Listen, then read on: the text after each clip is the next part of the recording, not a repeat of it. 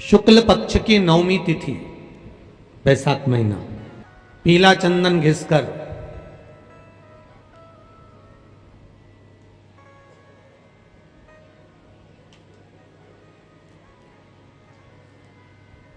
उस चंदन को एक सुंदर पीपल का कोमल पत्ता, कोमल पत्ता मतलब एकदम, एक तो पीपल का होता है कड़ला पत्ता, एकदम कड़क हो जाता है, और एकदम होता है कोमल पत्ता।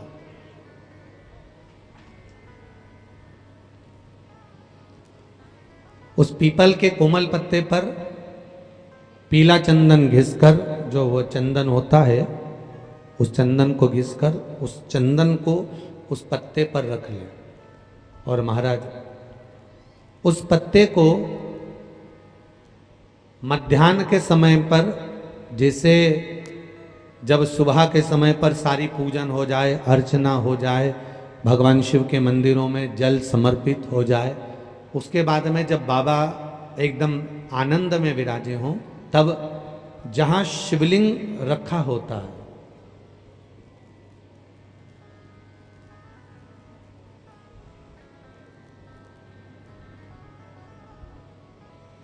जैसे ये शिवलिंग है और ये कटी भाग जहां शिवलिंग रखा हुआ है, इस कटी भाग पर जहां शिवलिंग रखा है उसके पास में ही 3 उंगलियों से चंदन का लेपन उस कटी भाग पर करना है। जो उंगलियां लगी रहेगी उसी को अशोक सुंदरी वाली जगह पर स्पर्श करना है, और अशोक सुंदरी वाली जगह पर स्पर्श कर कर कुछ देर तक चंदन लगे रहने देना है। उसके बाद में उस चंदन को वापस निकाल कर लेकर आना है। कटी भाग पर जो लगाया गया है उसको भी निकाल कर वापस लेकर आना है। फिर बाबा का स्नान नहीं कराना है, केवल चंदन लेकर आना है, उसी पीपल के पत्ते पर रखकर। एक डिब्बी में उस चंदन को आप रख लीजिए। कुछ दिन जिसकी नेत्र ज्योति कमजोर है, चश्मा लग रहा हो, श्रवण शक्ति कमजोर हो, सुनाई कम दे रहा हो, उसके कंठ से इस ठोड़ी तक उस चंदन का तिलक लगाना प्रारंभ कर दीजिए, और नेत्रों के नीचे थोड़ा सा वो चंदन लगाना प्रारंभ कर दीजिए। लगभग 20 से 22 दिन तक आप उसका प्रयोग करिए, और एक रुद्राक्ष का जल शिव को समर्पित कर कर उस जल का आचमन करना प्रारंभ कर लीजिए। लगभग 22 दिन लगेंगे। धीरे धीरे फिर जाकर डॉक्टर को जांच करा लेना, नेत्र की ज्योति बढ़ना प्रारंभ हो गई है। पर विश्वास के साथ में, भरोसे के साथ में, क्योंकि सबसे मूल अगर कुछ है तो विश्वास मूल है। मानो तो मैं गंगा मां हूं, और ना मानो तो बहता पानी। अगर आपका विश्वास प्रबल होगा, भरोसा अगर प्रबल होगा, विश्वास अगर प्रबल होगा तो भगवान मिलेगा, और अगर विश्वास नहीं है तो परमात्मा नहीं मिलेगा। बैसाख के महीने में नवमी तिथि को माता जानकी का प्रागट्य हुआ है पृथ्वी से।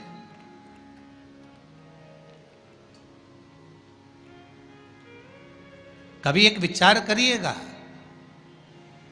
कि नरसिंह अवतार बैसाख के महीने में हुआ, कुर्मा अवतार बैसाख के महीने में हुआ, हयग्रीव अवतार बैसाख के महीने में हुआ, परशुराम अवतार बैसाख के महीने में हुआ, माता जानकी का अवतार बैसाख के महीने में हुआ। आखिर बैसाख के महीने में, माधव महीने में इतनी महत्वता क्यों?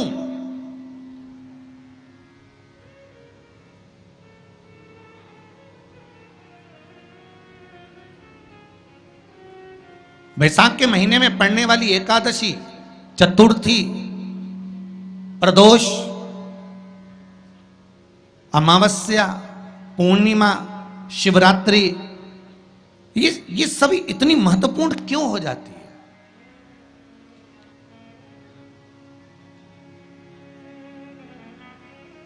इसकी महत्वता इतनी प्रबल क्यों हो जाती है? किस लिए?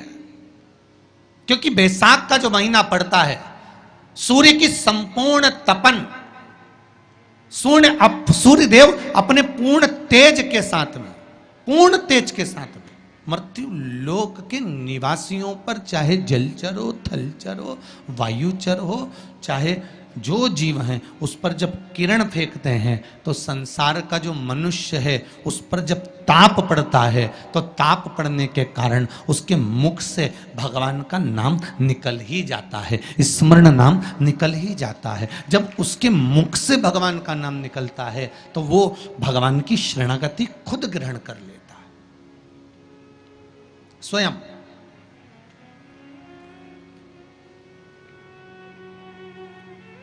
शरणागति ग्रहण कर लेना। बैसाख की पोथी पढ़ते हो आप लोग? आप में से अगर कोई पढ़ता हो बैसाख महीने की पोथी, तो उसमें एक वर्णन आता है,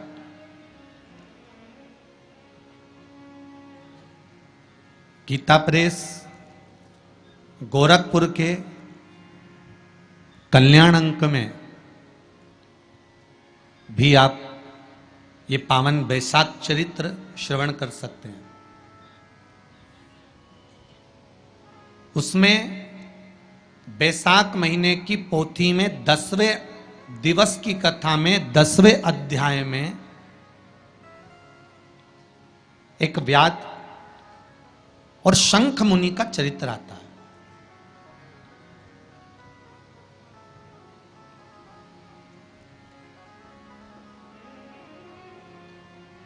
शंख मुनि एक बार निकलकर भगवान शंकर के मंदिर में जल समर्पित करने के लिए जा रहे थे,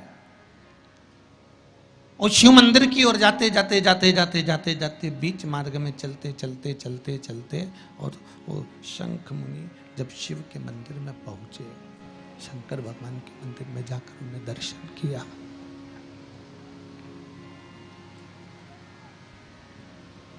जल का पात्र उठाया, और वो जल का पात्र उठाकर जब भगवान शिव को समर्पित कर रहे थे तो उसी समय जल का पात्र उठाकर जब शंकर भगवान को समर्पित करा गया और शंख मुनि निकलकर जब बाहर आ रहे थे, आते आते शंख मुनि के मन में एक भाव उत्पन्न हो गया कि जब हम भगवान शिव को कुछ वस्तु समर्पित करते हैं तो उसका फल, उसका पुण्य फल हमें कितने समय में प्राप्त होता है। ये शंख मुनि के मन में एक विचार जागृत हो गया, शंख मुनि के मन में एक भाव जागृत हो गया।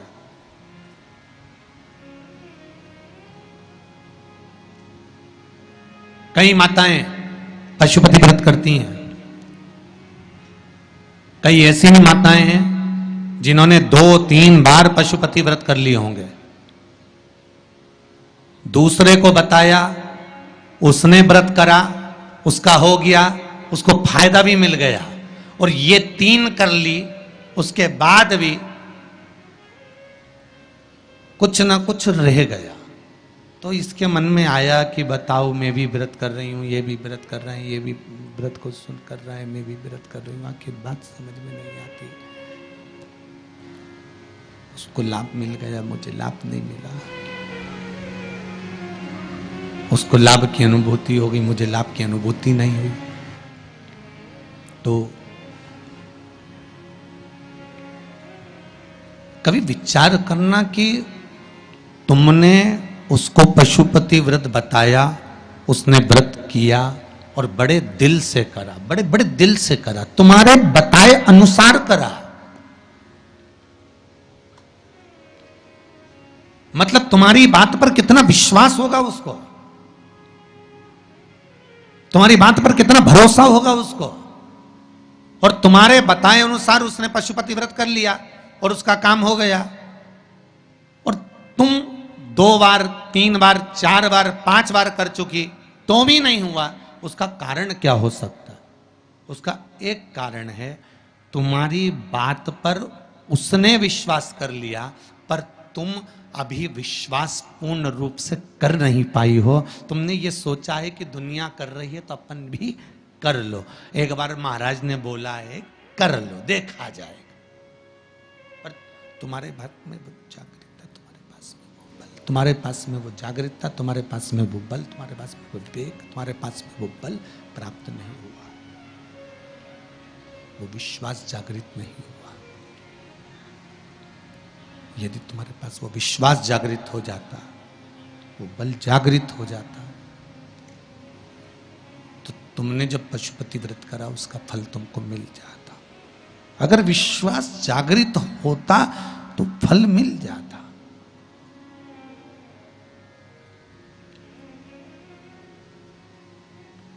विश्वास जागृत होने पर फल की अनुभूति है। किस किस के घर में तुलसी का पौधा है? सबके यहां है? रख लो।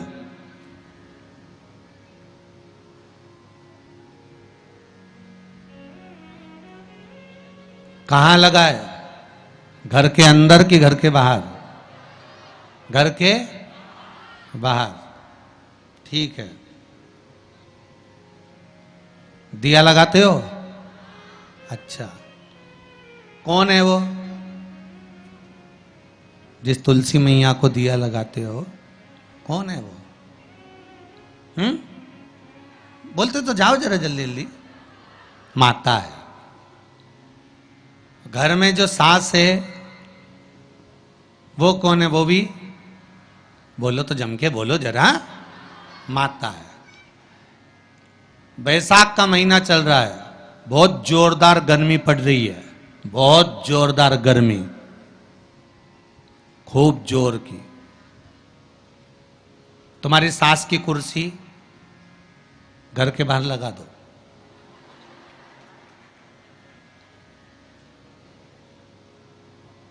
कितने घंटे बैठ सकती है वो? बोलो जरा, जम के बोलते जाओ। यहां विश्वास की कथा चल रही है, भाव और श्रद्धा की कथा चल रही है। कितने घंटे बैठेगी वो? अरे 1 घंटा भी जाने दो रिजी जी हो। 15 मिनट ऐसी चिलचिलाती हुई धूप में वो बैठ जाए, बहुत कठिन बात, बहुत कठिन। तुम्हारे घर के दरवाजे पर तुलसी का क्यारा है, तुम उसको दिया लगाती हो, माता कहती हो, पूछती हो, पूजती हो। तुमने तुलसा महारानी से कहा, माँ बैसाख की गर्मी पड़ रही है, तेरे को गर्मी लग रही होगी, चल थोड़ी देर में तुझे अपने कक्ष में लेकर चलती हूँ, थोड़ी छांव में रख देती हूँ, तेरे ऊपर एक छत्र लगा देती हूँ, थोड़ा सा एक ब्लाउज का टुकड़ा पड़ा हुआ है, पीस पड़ा हुआ है, उसको मैं तेरे ऊपर डाल देती हूँ, जिससे तुझे गर्मी कम लगेगी। कभी विचार किया? पिनाया है सबने? ए झूठे लियो पाटीदार जी, गाड़ी लगाओ जरा, सबका घर चला। देख के तो आए कित्तों के घर में पिनाया है? अरे देखा देखी में काम बिगड़ जाता है। एक बार कक्षा 8वीं का पेपर था, बच्चों के लिए एग्जाम में लिखने को आ गया, दिल्ली की सबसे बड़ी मीनार का नाम लिखो। आगे वाले ने लिख दिया दिल्ली में कुतुब मीनार है, पीछे वाले ने आगे वाले का देखकर लिख दिया दिल्ली में कुतिया बीमार है। जितने बैठे हैं उसमें से 50, 100, 200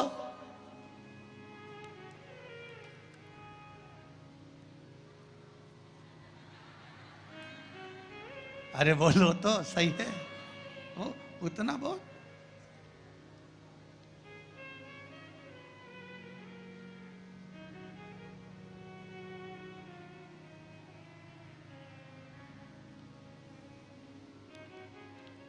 ये तो आपकी चित्तवृत्ति में आपको थोड़ा सा वो कहते हैं ना, एक पत्नी अपने पति के पांव छूती है, एक पत्नी अपने पति को प्रणाम करती है, और बाकी की जितनियों से पूछा गया क्या सब पांव छूती है? हाँ, तुरंत तैयार। अरे गुरुजी आओ, ये तो उसी में कहा लोग हैं ना, वो एक आप लोग गाते हैं ना, वो देवी जी की आरती, माता पिता का है इस जग में बड़ा ही सुंदर नाता, उसी में का हाल है, पति पत्नी का है इस जग में बड़ा ही सुंदर नाता। बैठी बैठी पत्नी खाती, पति कमा कमा मर जाता।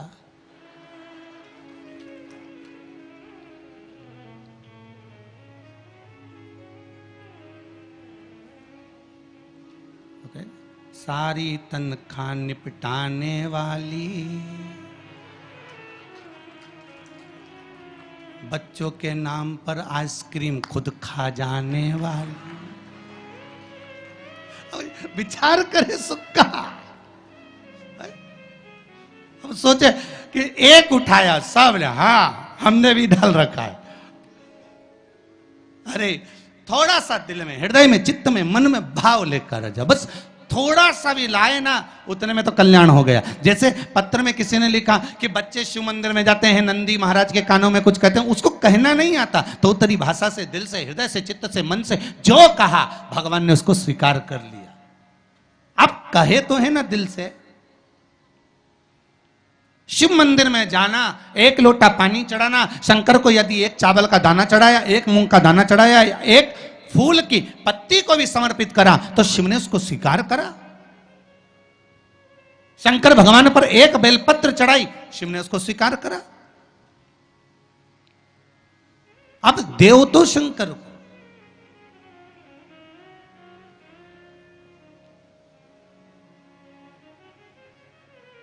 आप भगवान ओघड़दानी को प्रदान तो करो। शंकर भगवान पर चढ़ी हुई एक बेलपत्री का मोल तत्व संसार का मनुष्य जिस दिन समझ गया, उस दिन उसको डॉक्टर के पास जाने की जरूरत ही नहीं पड़ेगी। केवल एक बेलपत्र का अगर उसने शंकर भगवान पर चढ़ी हुई एक बेलपत्र के मोल तत्व को अगर वो समझ गया, तो भगवान शंकर की भक्ति को अगर वो समझ गया, महामृत्युंजय मंत्र को अगर समझ गया, श्री शिवाय नमस्तुभ्यम मंत्र को समझ गया, पंचाक्षर मंत्र नमः शिवाय को समझ गया, षडाक्षर मंत्र ओम नमः शिवाय को अगर वो समझ गया, तो उसको फिर डॉक्टर के पास जाने की जरूरत नहीं पड़ेगी। उसकी भक्ति का बल इतना बढ़ जाएगा, श्रद्धा का बल इतना बढ़ जाएगा कि उसको कहीं जाना ही नहीं पड़ेगा। कुछ कहना चाहते हो? देव जरा माइक।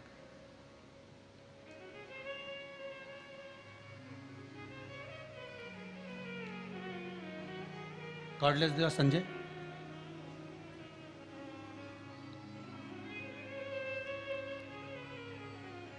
एक बेलपत्री का बल कितना प्रबल होता है, एक बेलपत्री का लक्ष्य तत्व कितना प्रबल होता है, कितना बलित होता है वो। एक बेलपत्र शिव को समर्पित करना। ठीक, बचाओ जरा। क्या नाम है बाबू आपका? चालू करिए उसको।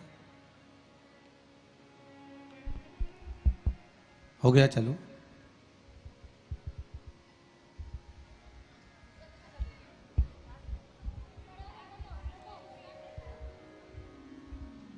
श्री शिवाय नमस्तुभ्यम। श्री शिवाय नमस्तुभ्यम गुरुजी। कहाँ से हैं बाबू आप? मैं बिहार के रहने वाला हूँ, जमुई जिला के, लेकिन मैं जॉब करता हूँ मुंबई में। मुंबई में जॉब करते हैं। भोलेनाथ की असीम कृपा हुई है बाबा मुझ पर। मैं 1 साल से शिव महापुराण की कथा सुनता था, और पहले मेरी माँ सुनती थी, तो 2-4 बार मुझे सुनने के लिए बोली, तो मैं उनकी बात पे ध्यान नहीं दिया। मैं सोचा, मैं अपने मोबाइल पे कुछ वीडियो वगैरह, गेम वगैरह खेलते रहता था, मैं ध्यान नहीं दिया। जब उन्होंने बहुत मुझे रिक्वेस्ट किया, तो मैं सुना, तो मुझे एक ही शिव महापुराण की कथा में 3 घंटे की चर्चा में मैं बस आधे घंटे की सुना, तो मुझे ऐसा भोलेनाथ की रस चढ़ी कि अभी तक वो चढ़ती गई, और ऐसे चढ़ी कि मैं जब भी देखता हूँ मोबाइल में अपने, तो शिव महापुराण की कथा भी सुनता। दिन रात शिव महापुराण, इतना मैं हो गया, डूब गया कि रात को भी मैं ईयरफोन लगा के मैं सुनते रहूं। अब मेरी माँ देखे, सुने, तो बोले अरे तुम तो पागल हो गया। मैं बोले भोलेनाथ की भक्ति में मैं पागल हो ही गया। जब मैं भोलेनाथ से मैं बोला कि भोलेनाथ, जब आप मुझे शिव महापुराण की कथा सुनने का मौका दिया है, तो एक बार मुझे कथा में पहुंचा दीजिए। लेकिन एक बार आपने उज्जैन में होने वाली थी शिव महापुराण की कथा, वो लॉकडाउन की वजह से कैंसिल हो गई, और उस शिव महापुराण की कथा में मैं आने वाला था, लेकिन उस दिन से उस दिन से मैं सोचा कि जब जब कथा होता था, अच्छा इस कथा चला गया, अगले कथा में मैं पहुंचूंगा, लेकिन मैं पहुंच नहीं पाता था। आज अब तो पहुंच गए ना। हाँ, मैं पहुंच गया। बस बाबा पकड़ कर बुला लिए। कृपा से मैं बहुत है, बाबा की कृपा बनी रहे। हर हर मैं भोलेनाथ से मैं बोला कि भोलेनाथ आप मेरी जगह लेके चलो, मुझे नहीं लेके जाते थे। अब मैं आज नहीं, मैं शनिवार कल ही मैं शिव महापुराण की कथा में पहुंचने वाला था। अब पहले भोलेनाथ से बोल दिया, भोलेनाथ हरिद्वार में कथा होने वाली है। अब मैंने आपको बोल बोल के थक गया है, अब मैं कुछ नहीं बोलूंगा आपको। अब जो जवाब मेरा करने का है मैं सुना देता हूं, आपको जो अमल करने का करने का। मैं भोलेनाथ को बोला, भोलेनाथ मेरी इच्छा है, मेरी शनिवार से रायसेन में कथा होने वाली है, रतलाम में कथा होने वाली है। मेरी आपसे विनती है कि अगर मैं शिव महापुराण की कथा में नहीं जाऊंगा, अगर नहीं पहुंचाएंगे आप, तो आज दिन के बाद आपकी ना कथा सुनेंगे ना तो हम आपकी चौखट पे पैर रखेंगे। अब तो पहुंच गए, यही शिव की कृपा है। बैठिए। हर हर महादेव की जय। यही शिव कृपा। अब एक बेलपत्र का मोल तत्व, एक बेलपत्र का महत्व, शिव की एक पूजन का महत्व जिस दिन समझ गए, उस दिन जीवन की सार्थकता अपने आप प्राप्त हो जाए। आप उसको समझो तो। शंभु शरणे पड़ी मांगू घड़ी रे घड़ी, दुख काटो दया करी ने दर्शन। शिव की एक बेलपत्र के नहीं जाओगे कभी डॉक्टर के पास, आप शंकर का भजन तो करो।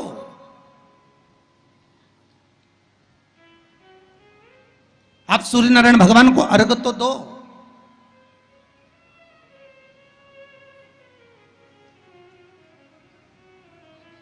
आप एक बेलपत्र शंकर को समर्पित तो करो। जिस बेलपत्र को आप वृक्ष पे से तोड़कर या बाजार में से 5 रुपए की खरीद कर लेकर शंकर भगवान को चढ़ा देते हो, शिव जी के पास जो पहुंच गई, जो अर्पण कर दिया जाता है, भगवान को दे दिया जाता है, वही तो प्रसाद बन जाता है। अरे बोलो जम के।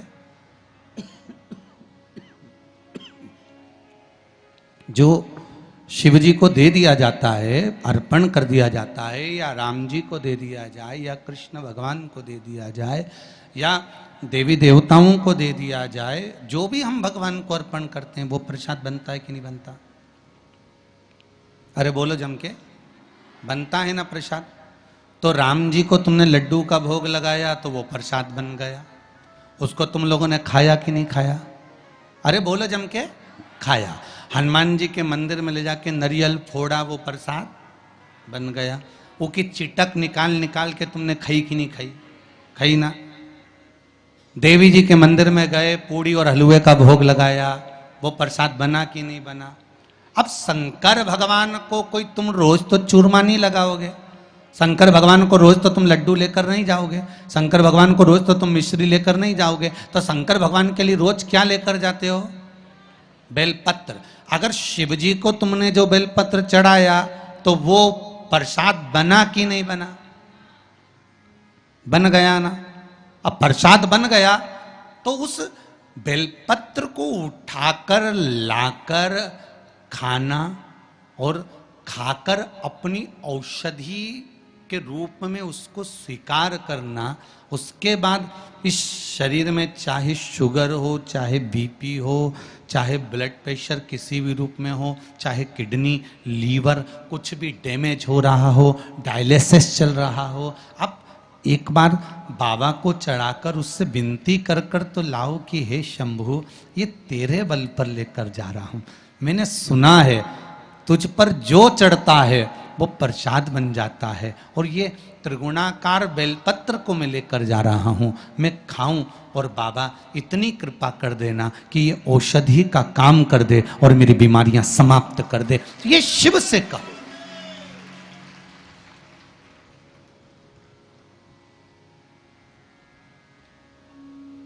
क्यों निर्माल्य बनकर फेंका जाए बेलपत्र को?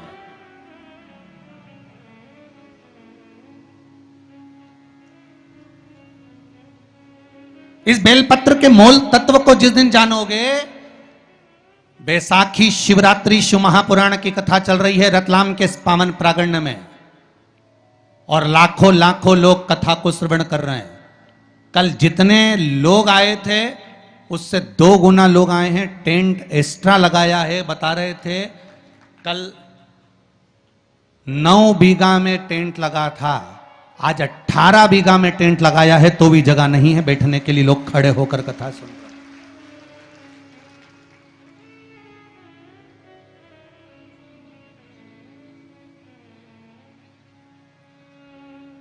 और 18 बीघा के टेंट में भी जगह नहीं। पीछे पुरुष को आप एक निगाह अगर मार कर देखेंगे तो ढेरों में खड़े हैं, इधर देखो उधर देखो, जहां निगाह पहुंच जाए उधर देख लीजिए महाराज। लाखों लाखों लोग इस कथा को सुन रहे हैं। एक नियम बना लो बैसाख महीने से कि शंकर भगवान पर जो बेलपत्र चढ़ी है वो औषधि का काम करती है। शिव पर चढ़ी हुई बेलपत्र मंदिर में क्यों छोड़ें? क्यों नदी में हम इसको विसर्जन करें? क्यों नदी में छोड़ें हम इसको?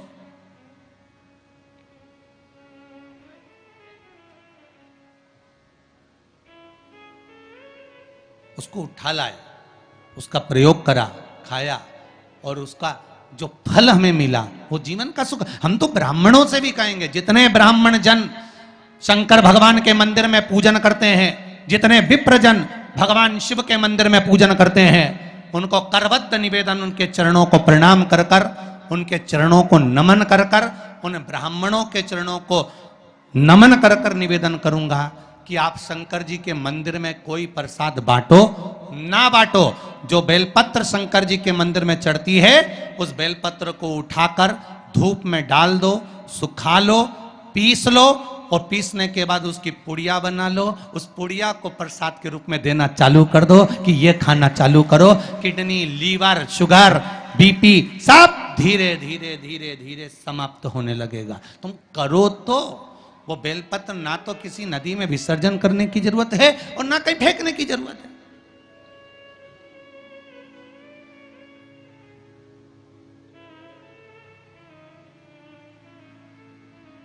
प्रतिदिन भगवान को तुलसी चढ़ाते हो ना? तो रोज भगवान को तुलसी उनके भोग में चढ़ाते हो, उनके सामने चढ़ाते हो, उनके सम्मुख में ठाकुर जी के तुलसी चढ़ाते हो। उठा लाए, प्रयोग में लो, क्यों उसको विसर्जन में डालते हो?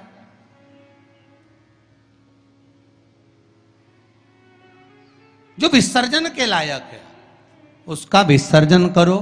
और विसर्जन भी कहां करो? क्षिप्रा, गंगा, नर्मदा, सरयू या आपके क्षेत्र की कोई पवित्र नदी है, उस नदी में ले जाकर कोई निर्माल्य वस्तुएं मत पटको। आज वैसे ही इस पृथ्वी पर जल स्तर गिरते जा रहा है, उस पवित्र जल को हमें संजोना है। जो निर्माल्य की वस्तु मिले, एकांत में किसी खेत में उसको एक खड्डे में डालकर इकट्ठा करो। जब उसकी खाद बन जाए तो जिस खेत में उसको डालोगे भगवान के प्रसाद को, वो खेत भी उज्जवल आनंद सुख प्रदान करेगा और कुछ ना कुछ अच्छा देना प्रारंभ करेगा। क्यों किसी पवित्र नदी को हम नष्ट कर रहे हैं? क्यों गंगा को हम कचरा डालकर नष्ट करें? क्यों यमुना को, सरयू को, क्षिप्रा को हम नष्ट करें? हम उसको शुद्ध बनाने का प्रयास करें, हम उसको निर्मल बनाने का प्रयास करें। अपने गांव में, नगर में जो तालाब, जो बावड़ी, जो कुएं हैं, उनको हम निर्मल बनाने का प्रयास करें, शुद्ध बनाइए। भगवान ब्रह्मा और भगवान विष्णु ने यह संवाद निश्चित कर दिया कि मैं चरण देखने के लिए जा रहा हूं, आप शीश देखने के लिए जा रहे हैं। शीश में भगवान नहीं मिल पा रहा। भगवान चरण देखने के लिए गए, चरण ढूंढते ढूंढते ढूंढते भगवान विष्णु सामने प्रकट हो गए। ब्रह्मा जी भी आए, गाय और केतकी के फूल को लेकर आए, पर इनको चरण नहीं मिले। और ब्रह्मा जी ने कह दिया कि मुझे शीश मिल गया। झूठ निश्चित कर दिया है, असत्य निश्चित कर दिया।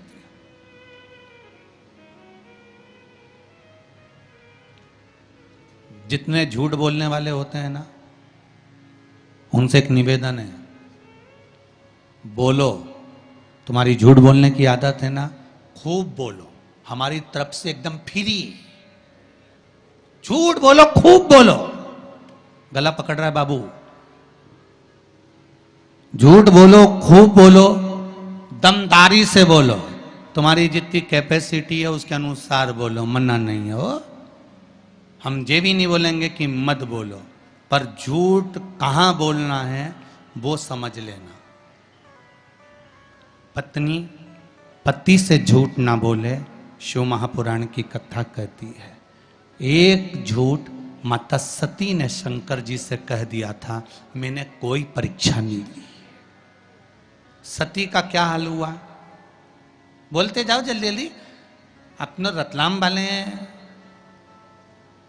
बोलते जाओ। सती का क्या हुआ था? जल के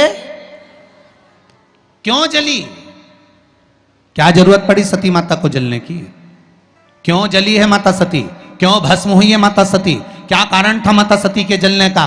केवल एक झूठ माता सती ने भगवान शंकर से आकर कह दिया था, मैंने कोई परीक्षा नहीं ली, कोई परीक्षा नहीं ली।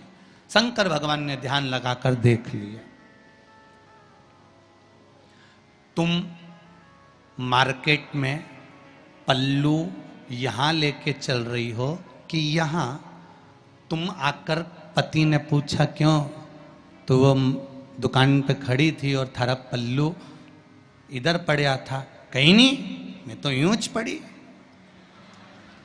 तुमने किसी और को देख लिया होगा।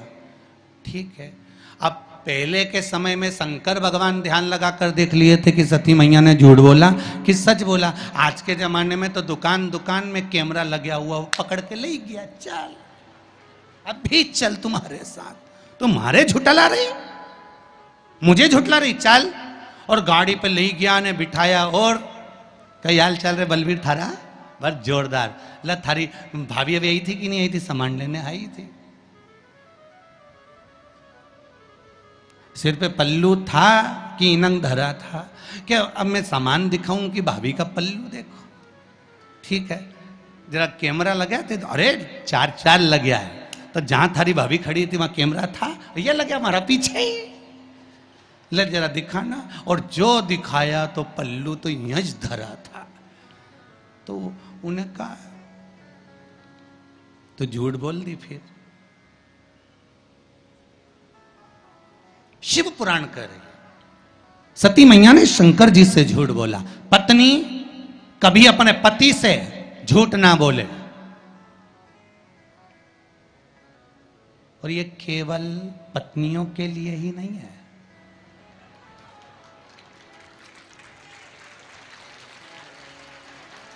कितनी खुश हुई रे तुम लोग, गजब। केवल ये पत्नियों के लिए नहीं, पतियों से भी निवेदन है, झूठ ना बोले। पत्नी पति से, पति पत्नी से झूठ ना बोले। और एक निवेदन करूंगा मेरे घर की बेटियों से, क्योंकि आप मेरे घर की बेटी हो, भारत की भूमि पर जन्म ली हो, और भारत की भूमि पर जो बेटियां जन्म लेती हैं वो मेरे ही घर की बेटी कहलाती है। उनसे निवेदन करूंगा कि आप, मेरी बेटियों से निवेदन है, सबसे झूठ बोल लेना, पर जिस माँ ने तुमको कोख में रखा और जिस पिता ने पूरी जिंदगी तुम्हारे ऊपर खर्च कर दी, कमा कर लगाने में, पढ़ाने में, उस माँ बाप से कभी झूठ मत बोलना। सत्य कह दो कि ये बात है।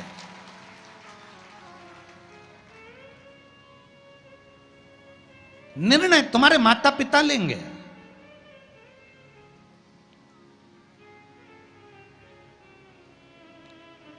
गणेश जी महाराज की शादी होना थी। घर में बड़े कौन थे शंकर जी के? कार्तिकेय। शादी किसकी हो रही है? गणेश जी की। प्रजापतियों की कन्या रिद्धि और सिद्धि।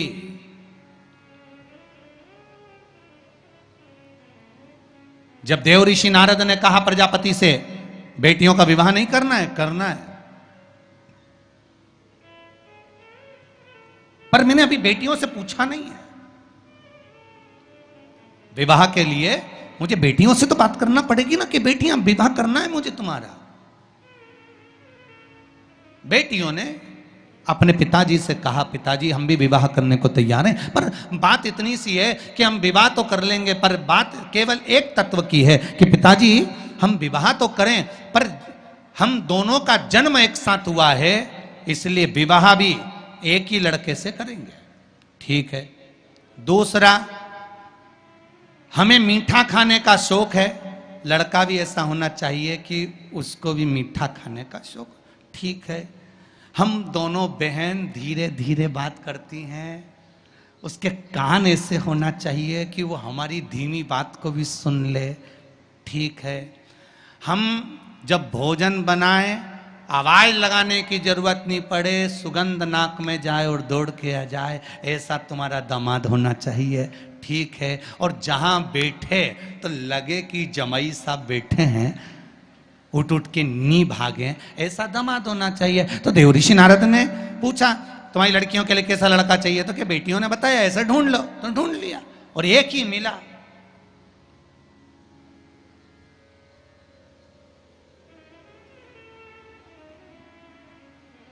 और वो दामाद भी कोई साधारण नहीं था।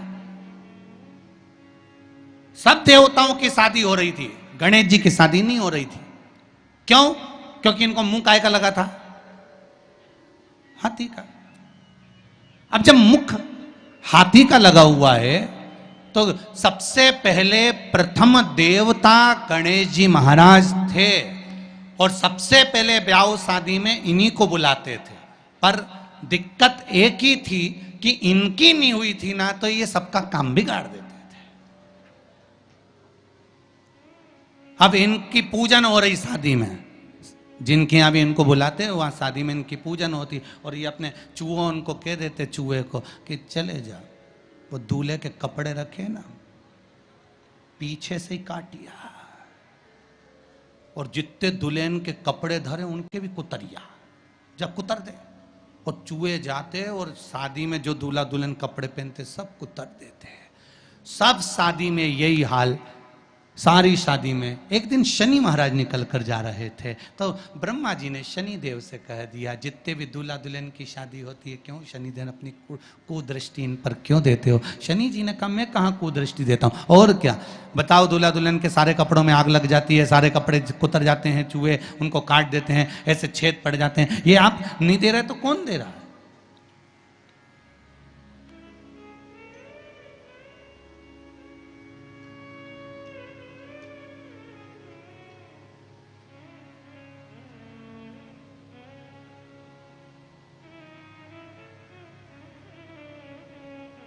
अगर ये नहीं देंगे तो कौन देगा? शनि महाराज अच्छी बात नहीं है। शनि देवता ने कहा नहीं नहीं नहीं नहीं, मैं नहीं करता। फिर मालूम पड़ा श्री गणेश जी महाराज करते। तो सबसे पहले ब्याह गणेश जी का पक्का करा कि भैया ये इसका ब्याह पहले होना चाहिए, और सब कुछ गणेश जी में था। कान भी ऐसे थे बड़े बड़े कि सुनाई भी अच्छे से दे जाता, नाक भी ऐसी थी कि यहां बैठे वहां से सूंघ लेते, और दामाद भी ऐसा था कि एक बार बैठ गया तो 10 दिन उठता ही नहीं था। कोई साधारण थे?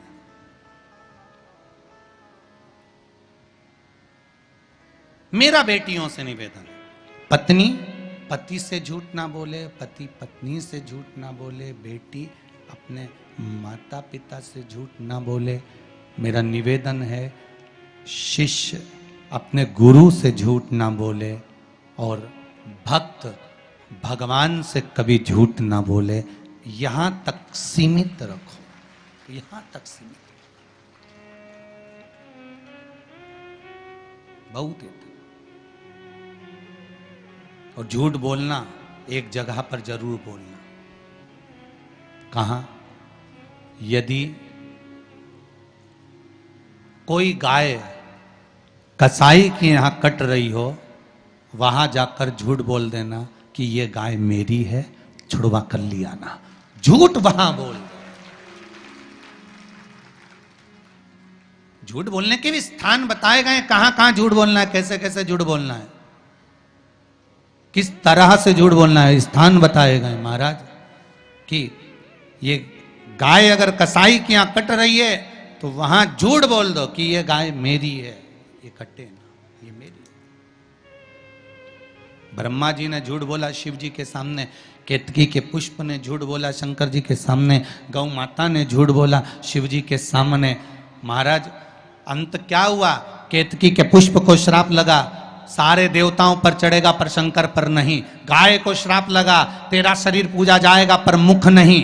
ब्रह्मा का सिर जिससे वो झूठ बोल रहे थे, उस सिर को काटा गया, लुढ़कता लुढ़कता शीश गया, कर्मनाशा नदी प्रकट हो गई। अंत में ब्रह्मा का कटा हुआ सिर बट का वृक्ष बनाना पड़ा, बट वृक्ष बनाना पड़ा। आखिर झूठ बोलने वाले मुख की गति बहुत बुरी हो जाती।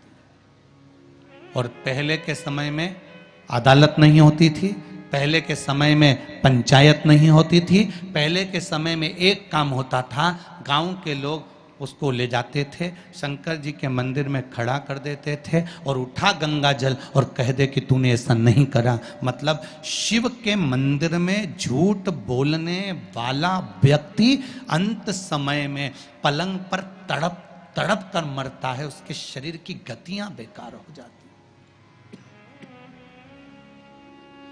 शरीर की गतियां भी। इसलिए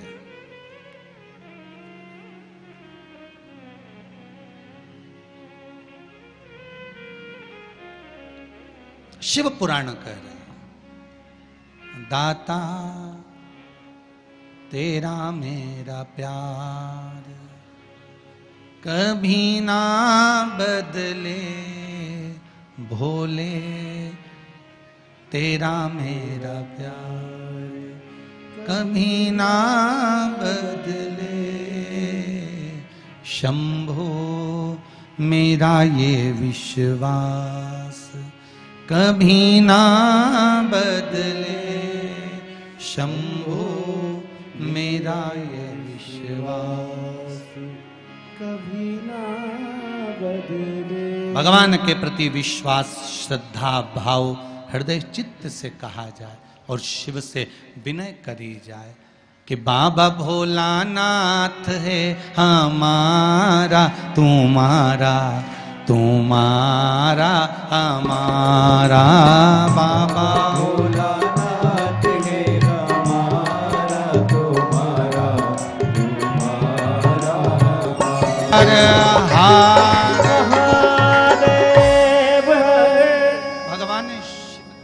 कह रही है। शंकर भगवान का अनुमोदन कह रहा है, आनंद कह रहा है कि जीवन में अगर आप भगवान शिव को कुछ समर्पित कर रहे हो, जीवन में कुछ आप चढ़ा रहे हो,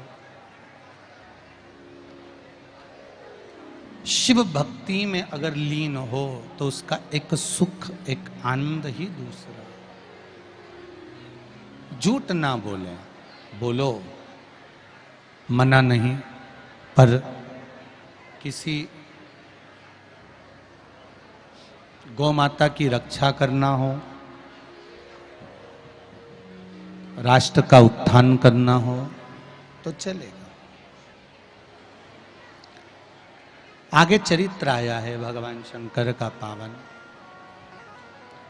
और भगवान शिव के पावन चरित्र का वर्णन किया। शंख मुनि शिवजी के मंदिर में जल चढ़ाकर लौट रहे थे।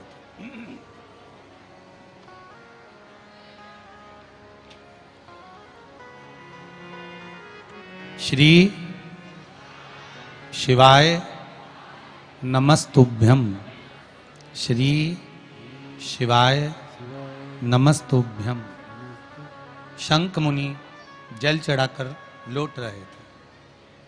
शंख मुनि ने कहा कि फल कितने दिन में मिल सकता, कब प्राप्त हो सकता? बहुत ध्यान से सुनना बैसाखी शिवरात्रि शिव महापुराण की कथा को।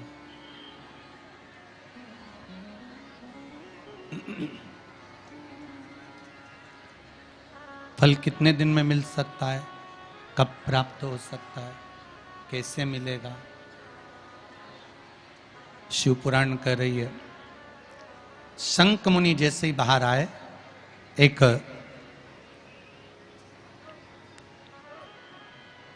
सामने से सर्प निकल कर जा रहा था।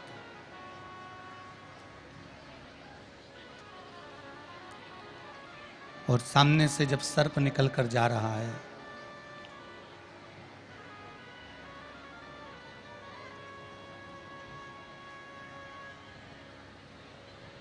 जब सामने से सर्प निकल कर जा रहा है,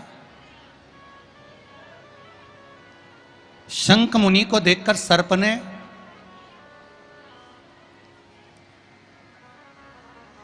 एक व्याघ्र और शंख मुनि के संवाद को सुना।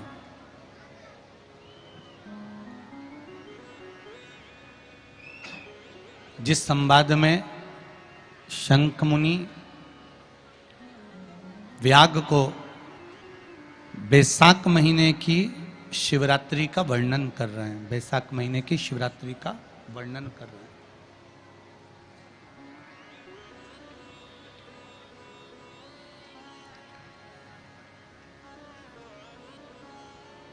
उस वैशाख महीने के महत्व को जब सर्प ने सुना, सुनने के बाद में सर्प थोड़ी देर वहां पर देखता रहा शंख मुनि को।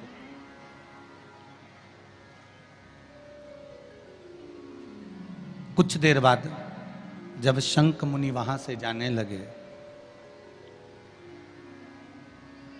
शंख मुनि जब वहां से जाने लगे तो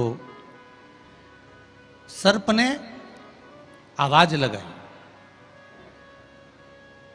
शंख मुनि को लगा कि ये सर्प है और सांप कहां ये वाणी बोल पाता है, मनुष्य की वाणी को कैसे बोल पाएगा। इस मनुष्य की वाणी को कैसे सर्प बोल सकता। पर सर्प ने आवाज लगाई, शंख मुनि रुके। तो शंख मुनि ने उस सर्प से पूछा कि क्या बात है,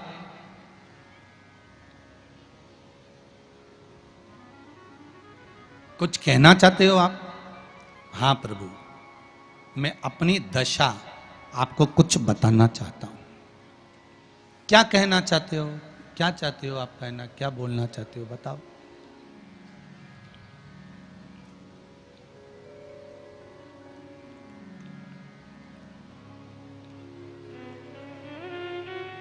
क्या बोलना चाहते हो बोलिए। तो कहा महाराज, पूर्व समय में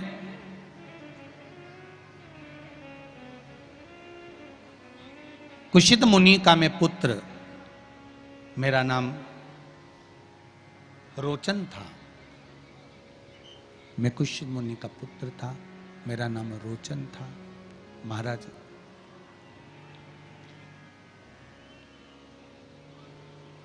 एक मुनि का पुत्र होने के साथ में मेरा मन कभी सत्संग में, कभी भजन में, कभी कीर्तन में, कभी स्मरण में, कभी भक्ति में नहीं लगा, कभी भगवती स्मरण में लगा ही नहीं। भगवत कीर्तन में मेरा मन पहुंचा ही नहीं। सारे बेकार कर्म में मैं लगा रहता, सब बेकार कर्म मेरे हाथ के द्वारा होते।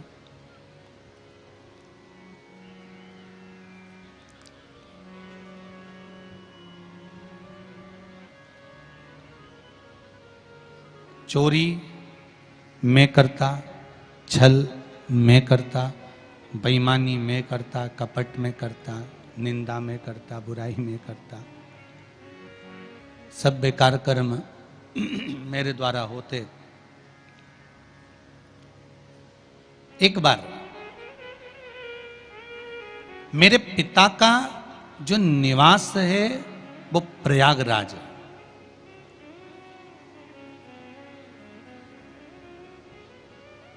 आप किस जगह पर रह रहे हो और वहां की धरा क्या कह रही है। एक भूमि का बहुत बड़ा प्रताप होता है महाराज, बहुत बड़ा प्रताप। क्यों कहते हैं कि 12 ज्योतिर्लिंग जहां पर भगवान शिव विराजमान हैं, ऐसे 12 ज्योतिर्लिंग की भूमि में जाकर एक रात्रि विश्राम करना चाहिए। किसी पुरी में जाओ, उस पुरी में जाओ तो 2 रात्रि का विश्राम जरूर करना चाहिए। किसी तीर्थ में जाओ तो इस तीर्थ में जाकर पवित्र नदियों के जल का सींचन, भले आप स्नान करें ना करें, पर पवित्र नदियों के जल का सींचन होना चाहिए।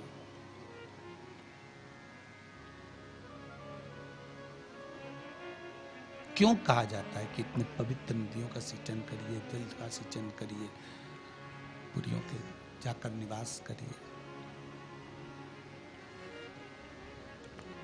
12 ज्योतिर्लिंग की भूमि पर जाकर आप वहां पर 12 ज्योतिर्लिंग की भूमि पर जाकर एक रात्रि विश्राम करिए। क्यों कहा जाता है?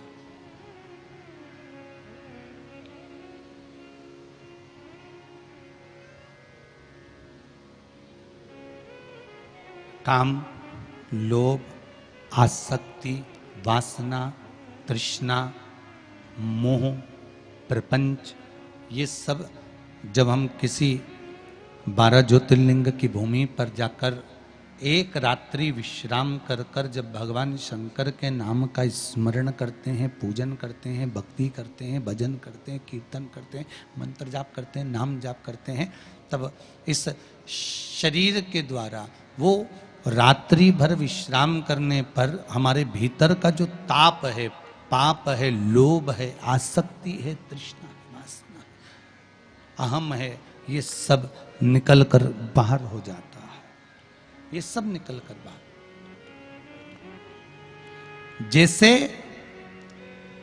भट्टी के अंदर लोहे को पकाया जाता है और फिर निकाला जाता है, तो लोहे को जिस आकृति में ढालना होता है उस आकृति में लोहा ढल जाता है। उसी तरह जब हम 12 ज्योतिर्लिंग में से किसी एक ज्योतिर्लिंग की भूमि पर जाकर रात्रि विश्राम करते हैं तो हम भी भगवान शंकर के आशीर्वाद से निखर कर बाहर निकल कर आते हैं। निखर कर हम बाहर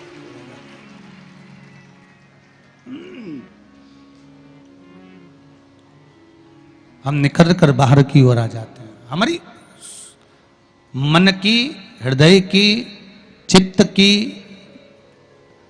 जो सुंदरता है भजन के बल पर, वो सामने प्रकट हो जाती है।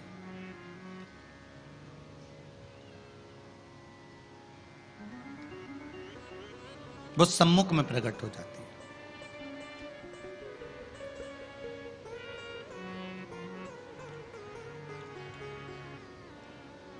आज प्रयागराज में मेरे पिता कुशंद मुनि का निवास था। मैं रोचन उसी भूमि पर निवास करता था। एक बार त्रिवेणी संगम पर जयंत नाम के एक ब्राह्मण आए और उन ब्राह्मण ने अपने बैसाख महत्म में यह वर्णन किया कि एक बेलपत्र का वृक्ष हो या पीपल का वृक्ष हो या तुलसी का पौधा हो या आंवले का वृक्ष हो या बट वृक्ष हो, उस वृक्ष के नीचे बैसाख के महीने में जो जल समर्पित करा जाता है, उस जल की पुण्याई इतनी प्रबल हो जाती है कि व्यक्ति के जीवन में जितना पाप कर्म करा होता है वो सब निष्फल हो जाता है, वो सब समाप्त हो जाता है।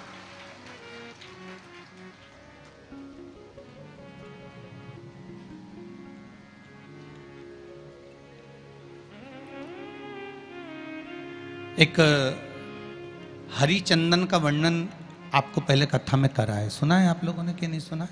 किस किसने सुना जरा हाथ उठाओ। हरिचंदन का वर्णन करा था।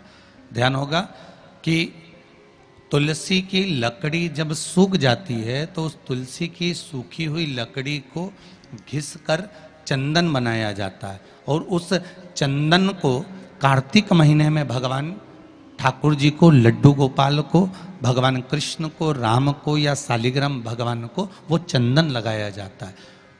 तो उस चंदन की महत्वता इतनी प्रबल होती है, उस चंदन की इतनी प्रबल महत्वता होती है कि उस चंदन को जब भगवान पर लगाते हैं और लगाया हुआ चंदन हमारे हाथ में जो रह जाता है उसको संभाल कर रख लेते हैं। वही चंदन जब किसी बच्चे को निमोनिया हो जाता है या ठंड की शिकायत हो जाती है या उसकी श्वास चलने लगती है या उसका दम भराने लगता है, बच्चा की पसली चलने लगती है, तब केवल उस चंदन को कंठ पर लगा दिया जाता है तो 20 से 25 मिनट के अंदर वो बच्चा ठीक हो जाता है। उसकी इतनी प्रबलता होती है। हरि चंदन,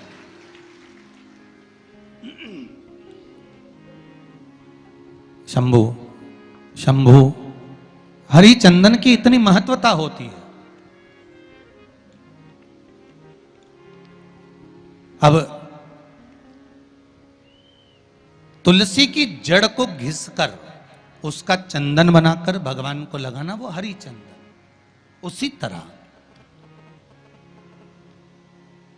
यहां जयंत के मुख से, जयंत ब्राह्मण के मुख से सुना जा रहा है कि बैसाख महीने में पवित्र वृक्ष के जड़ में 1 लोटा जल समर्पित कर देने पर और वहां की जो रज है उसको मस्तक पर चढ़ा लेने पर 84 लाख योनियों से मुक्ति मिल जाती है।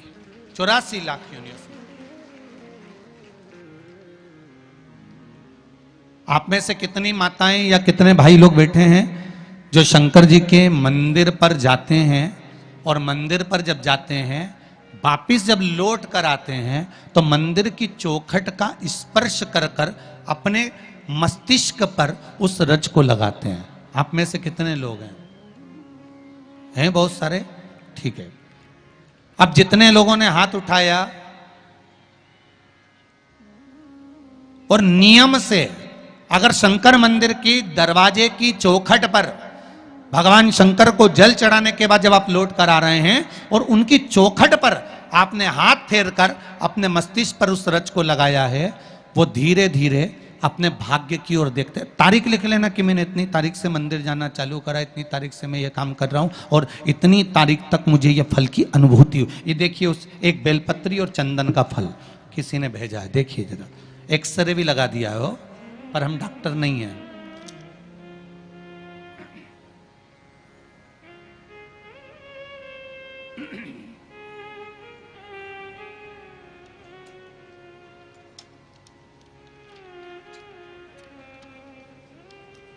एक्सरे भी लगाया है।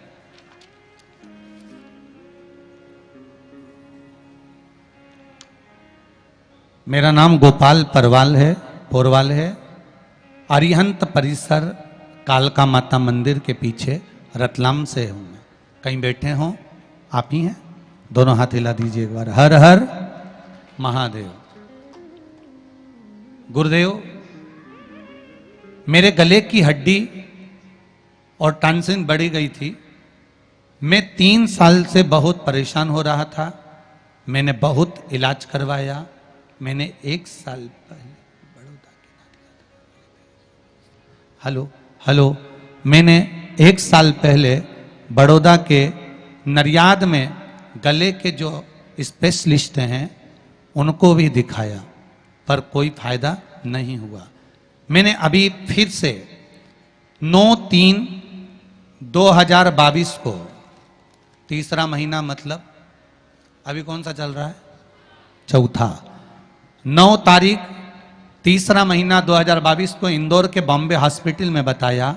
वहां के डॉक्टर ने ऑपरेशन का बोल दिया था। कहा था कि ऑपरेशन कराना पड़ेगा तभी जाकर ठीक हो पाएगा।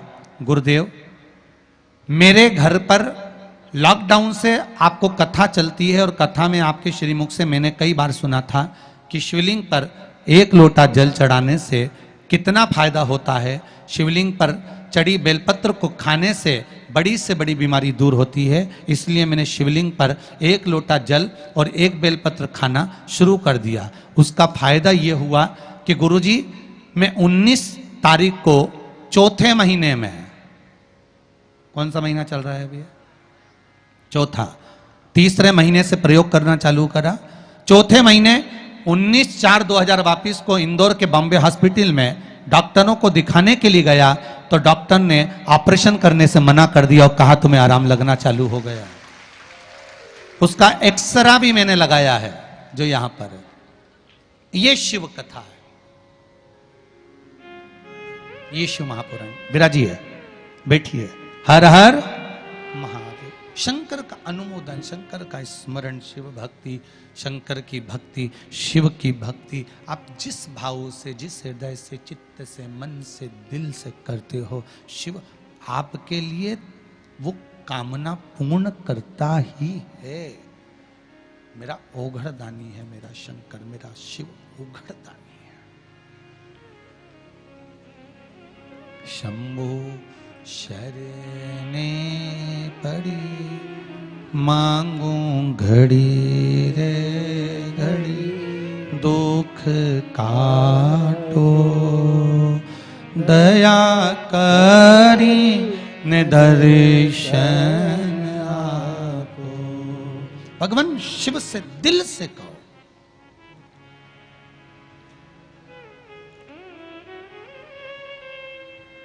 और मन से कहोगे वो स्वीकार करेगा।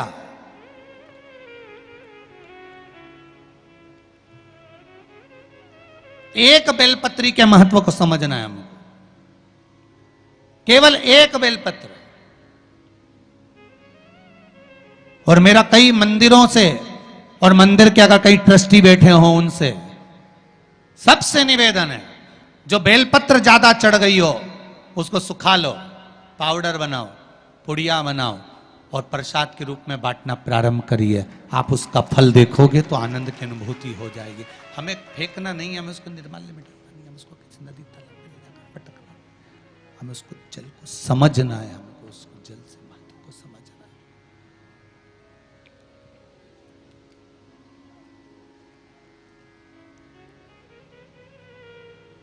उस जल की महत्वता या उस बेलपत्री की महत्वता को हमें समझना है, जिससे हमको फल की अनुभूति हो, सुख की अनुभूति हो, आनंद की अनुभूति हो।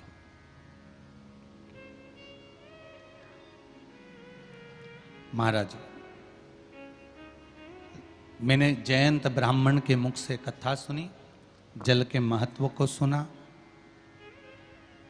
पवित्र वृक्ष के जड़ में जल चढ़ाने के महत्व को मैंने श्रवण किया। जल के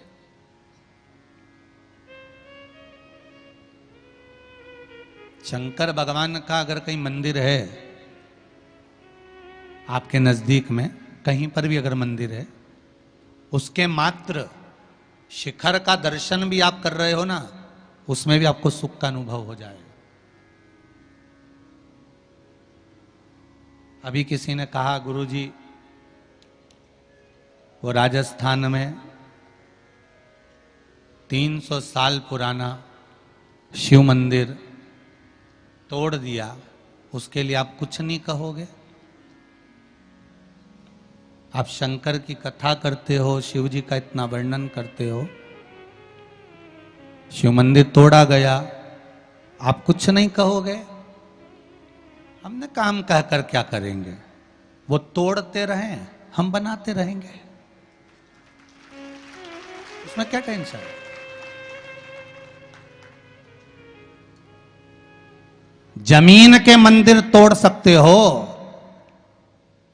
पर ये सनातनियों के दिल में जो मंदिर बन गया उसको कैसे तोड़ोगे महाराज? कैसे तोड़ोगे?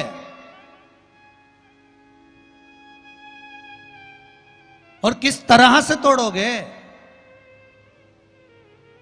हमारा तो केवल इतना सा निवेदन था, मंदिर तोड़ना ही था तो कम से कम उसके अंदर जो धरोहर रखी थी 300 वर्ष पुरानी, जिसको पुरातत्व विभाग को देना था, मेरे शंकर, कार्तिकेय, मां, गणेश जी उनको धीरे से नीचे से हाथ जोड़कर उखाड़ लेते, निकाल लेते और उसको पुरातत्व विभाग को ही दे देते तो भी दिल में प्रसन्नता होती। पर जिसके कर्म का दंड जो भोगेगा। तोड़ो। पर आप लोगों से निवेदन एक है, सभी से, शंकर भगवान के प्रति श्रद्धा विश्वास भाव दिल से होना चाहिए। फिर निवेदन करूंगा मेरी जीजियों से, मेरी माताओं से, मेरे भाइयों से, नवयुवक बच्चों से, इतना सा निवेदन है, आप मंदिर भी नहीं जा सकते हैं ना, घर में रहकर भी आप सूर्य नारायण भगवान को जल चढ़ा सकते हो, वो भी नहीं कर सकते तो श्री शिवाय नमस्तुभ्यम मंत्र का जाप कर सकते हो, जिस मंत्र के बल पर आप शंकर को प्राप्त कर सकते हो, शिव को प्राप्त। ये जितने पत्र पढ़े ये सब ये मंत्र के ही तो बल के हैं, और भी पढ़े अभी तो बहुत सारे हैं, और हम इनको लेकर कक्ष में नहीं जाते, इसी व्यासपीठ पर यहीं रखे रहते हैं, पढ़ सकते हो आप। और जिनको संशय हो, एक एक पत्र में मोबाइल नंबर भी रहते हैं, आप इकट्ठा कर लेना और बाद में भी फोन लगाकर पूछ लेना, कहीं सीओर वाले महाराज ने तो नहीं कह दिया था कि पत्र लिख के भेज दो। यही है, यहीं पड़ा हुआ है, यहीं रखा हुआ है। आप तो अपनी भक्ति में लगे रहो, स्मरण में लगे रहो, भक्ति के बल पर लगे रहो, जितना भगवान शिव का स्मरण कर सकते हो, भजन कर सकते हो, नाम जाप कर सकते हो, नाम कीर्तन कर सकते हो, करो, और जीवन को सार्थक बनाने का प्रयास करो। जीवन की सार्थकता आपकी हो।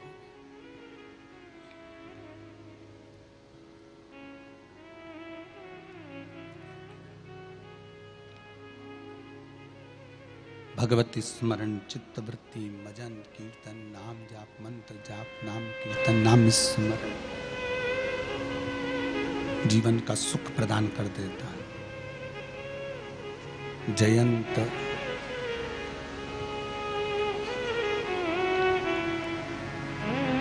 के मुख से मैंने पवित्र वृक्षों का महत्व श्रवण करा। उन पवित्र वृक्षों में लोटा भर के जल चढ़ाने का एक आनंद सुख मैंने श्रवण किया, और उस आनंद सुख के बल पर मैंने जो पाया उसका क्या महत्व कर वर्णन करूं। कहा, रोचन ने कहा,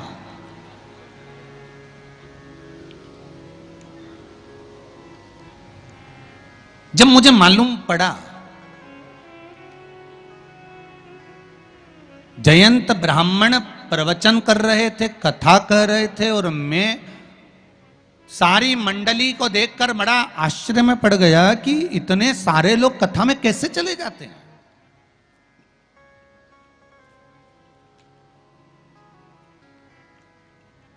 इतने सारे लोग कथा में कैसे पहुंच जाते हैं, कैसे चले गए, कैसे पहुंच गए।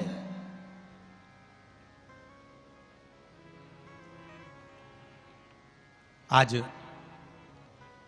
रतलाम के कलेक्टर महोदय, एसपी महोदय, एसडीएम महोदय जब प्रातः काल के समय पर मिलने के लिए आए तो उनके चेहरे पर एक प्रसन्नता थी, और उन्होंने एक बड़ी प्रसन्नता में एक शब्द कहा कि गुरुदेव, रतलाम नगर का सबसे बड़ा आनंद यह है कि शिव महापुराण की कथा हो रही है तो जितने लोग कथा सुनने के लिए आते हैं, या पूरे रतलाम में जितने घर घर हैं, हर घर में प्रत्येक व्यक्ति के चेहरे पर इस कथा की प्रसन्नता है। ये शब्द उनके मुख के थे। प्रत्येक व्यक्ति के चेहरे पर प्रसन्नता बनी हुई है, प्रत्येक व्यक्ति के चेहरे पर आनंद बना हुआ है, प्रत्येक व्यक्ति के चेहरे पर प्रसन्नता का भाव बना हुआ है।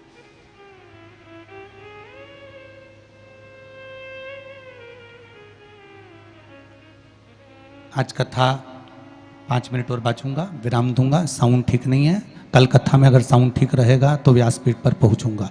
श्री शिवाय नमस्तुभ्यम।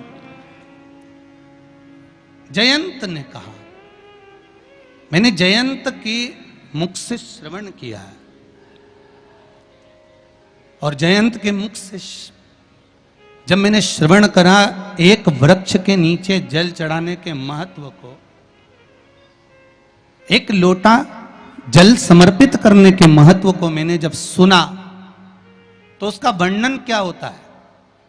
मैं तो जाकर कथा में बैठा था, केवल देख रहा था कि कितने लोग आए हैं, कितना आनंद समाया है, क्या क्या हो रहा है, क्या क्रम हो रहा है, क्या क्या किया जा रहा है।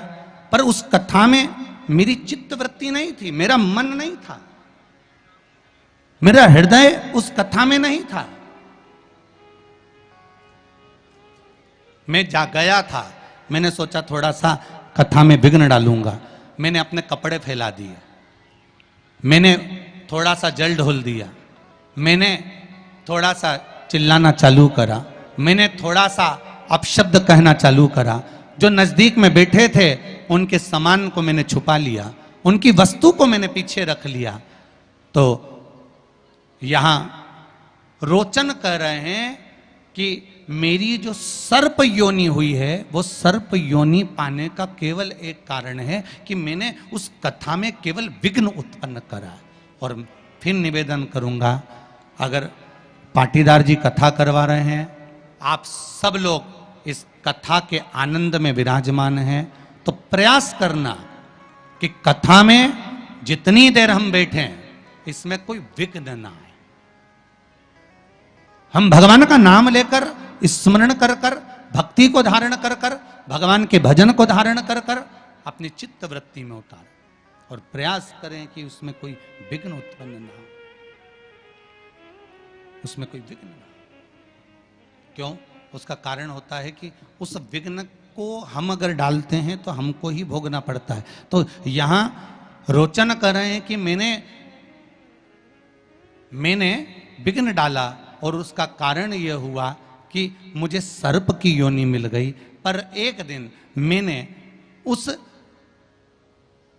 जयंत ब्राह्मण के मुख से श्रवण कर लिया था कि बैसाख महीने में अगर शिवरात्रि पड़े और उस शिवरात्रि पर एक कलश का पात्र, लोटा तांबे का या मिट्टी में रखा हुआ जल पात्र में लेकर एक बेलपत्र का छोटा सा भाग उसमें छुआया हुआ, और फिर निवेदन कर रहा हूं अगर बेलपत्र उस दिन नहीं मिले तो पात्र लेकर चले जाना मंदिर में।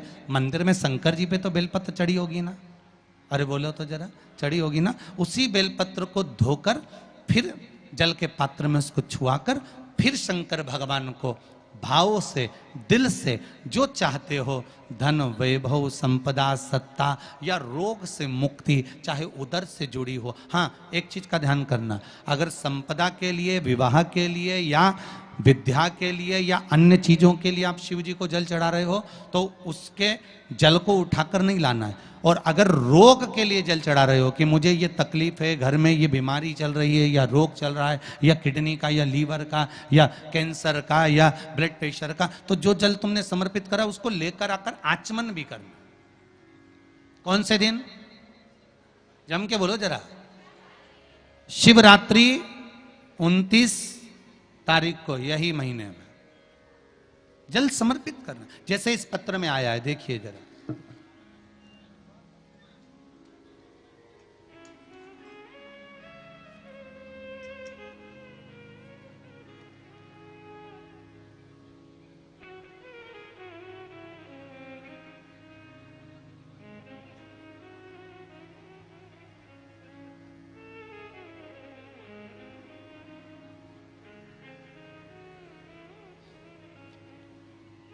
दिनेश कुमावत सैलाना, कहीं बैठे हैं? दिनेश जी कुमावत सैलाना से हाथ हिला सकते हैं कहीं बैठे हो तो।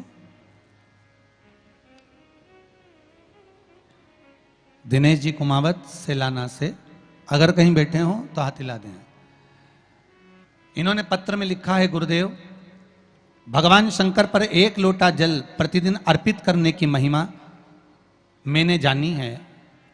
मैं रतलाम का निवासी हूं, जिला रतलाम सैलाना का निवासी हूं। गुरुदेव, पिछले 2 वर्ष से सीपीसीटी की परीक्षा दे रहा था, परंतु 2-3 नंबर से रह जाता था। इस बार मैंने आपका बताया हुआ बेलपत्र पर शहद लगाकर शिव को चिपका कर फिर परीक्षा देने गया। पेपर कठिन होने के बाद भी मुझे 90% अंक प्राप्त हुए और रतलाम का ही कॉलेज प्राप्त हुआ। ये पत्र, ये शिव भक्ति है। आप शंकर भगवान को जो समर्पित कर रहे हो, शिव को जो दे रहे हो। एक पत्र और है बड़ा सुंदर, देखिए।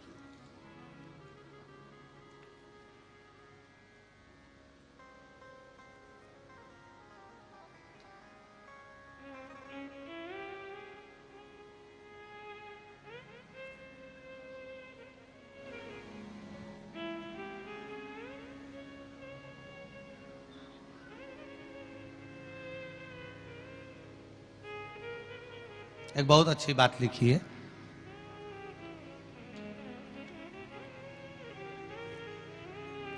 कि घर के जब बुजुर्ग आशीर्वाद देते हैं तो एक ही बात क्यों कहते हैं कि पुत्र भाव, भगवान तुझे अच्छा बेटा दे, पुत्र दे, छोरा दे। कभी भी घर के लोग ये आशीर्वाद क्यों नहीं देते कि भगवान तेरे को अच्छी बेटी दे, अच्छी पुत्री दे। बहुत अच्छी बात लिखी है।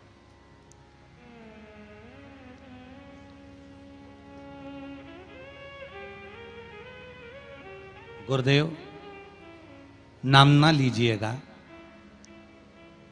मेरी शादी को 3 वर्ष पूर्ण हो चुके थे। कोरोना काल में शिव महापुराण की कथा श्रवण कर रही थी। पत्र, नाम मत दिखाना, बाकी के पत्र दिखा दीजिए।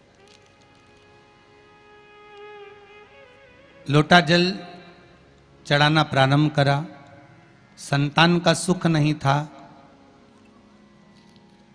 परिवार के लोग यही चाहते थे कि हमेशा एक ही लक्ष्य था कि बेटा हो, बेटा हो। अब गर्भ में कौन बैठा गुरुदेव, किसको मालूम कि पुत्र है कि पुत्री है। पर घर की अभिलाषा इतनी ज्यादा थी कि बेटा ही होना चाहिए, पुत्र ही होना चाहिए। पर गुरुदेव, व्यासपीठ से आप एक निवेदन जरूर करना कि आप कहते हो कि बेटा एक कुल को तारता है और बेटी 2 कुल को तारती है, तो आशीर्वाद देते समय पुत्री का भी आशीर्वाद होना चाहिए। ठीक है, मैंने तो शंकर जी से मन्नत मांग ली और कहा लोटा भर के जल चढ़ाऊंगी, रोज चढ़ाऊंगी। वो सियोर वाला महाराज कहता रहता है। मेरे घर के लोगों की अभिलाषा पूरी करना, पहले पुत्र ही दे देना, भले दूसरी बार में मुझे पुत्री दे देना। और भगवान की कृपा हुई, 15 दिसंबर को मेरे घर में बेटा हो गया है। ये शिव की कृपा से हुआ। पर मेरा एक निवेदन आप सभी से, जितने श्रोता भाई बहन बैठे हुए,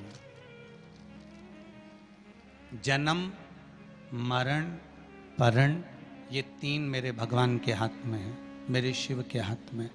जन्म भी उसके हाथ में है, मरण भी उसके हाथ में है और परण भी उसके हाथ में है। ये तीनों शिव के हाथ में, कोई दूसरे के हाथ में ये चीजें नहीं। भगवान से एक निवेदन मेरी माताओं से है, बहू को जब भी आशीर्वाद दो तो ये मत कहो कि पुत्र हो। बहू को आशीर्वाद दो तो ये दो कि तेरे गर्भ से जो संतान हो वो संस्कारित पैदा हो और राष्ट्र हित के लिए हो। सनातन धर्म को छोड़कर तेरे गर्भ से जन्म लेने वाली संतान दूसरे धर्म को ना अपनाए। भगवान से प्रार्थना करना कि तेरे गर्भ से ऐसी संतान हो। बने तो सनातनी बने, दूसरे धर्म में प्रवेश ना करे।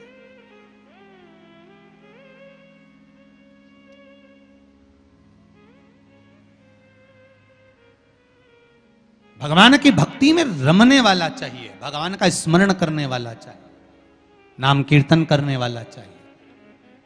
आज मैंने एक बात श्रवण करी जयंत के मुख से रोचन कर रहे हैं। मैंने एक बात श्रवण करी जयंत के मुख से कि जयंत ने कहा कि शंकर भगवान के मंदिर में शिवरात्रि के दिन 1 लोटा जल बैसाख महीने में अगर समर्पित कर दिया जाए तो 84 लाख योनियों से छूट जाता हूं। पर मन में एक भाव जागृत हुआ, मैंने 1 लोटा जल शंकर भगवान को समर्पित करा। जब मैं बाहर निकल कर आया तो मेरे मन में फिर वही कपट भाव जागृत हो गए, जैसा मैंने कथा के पंडाल में जाकर कहा था। जैसे मैंने कथा के पंडाल में जाकर कहा था करा कि कपड़े फैला दिए, पानी डोल दिया, कथा नहीं सुनने दी, बैग छुपा दिया, सामान छुपा दिया, वही की वही मेरे कथा के भाव में जो भाव उत्पन्न हुआ था वही की वही मंदिर से जब जल चढ़ाकर आ रहा था, जल चढ़ाकर जब निकल रहा था तो मेरे भीतर फिर वही भाव जागृत हो गया। और मैंने क्या करा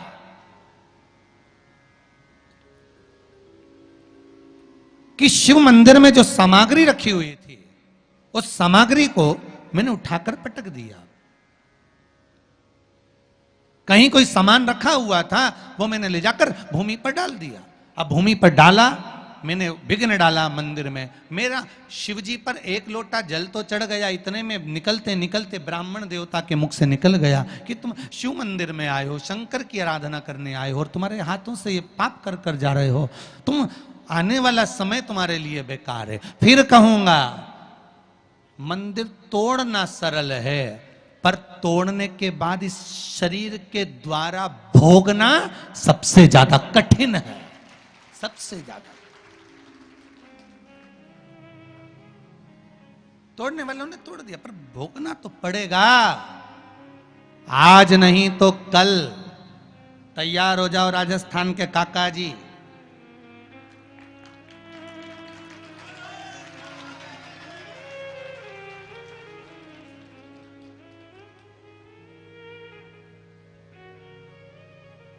बहुत सारे रिश्तेदार मिल रहे हैं हमारे,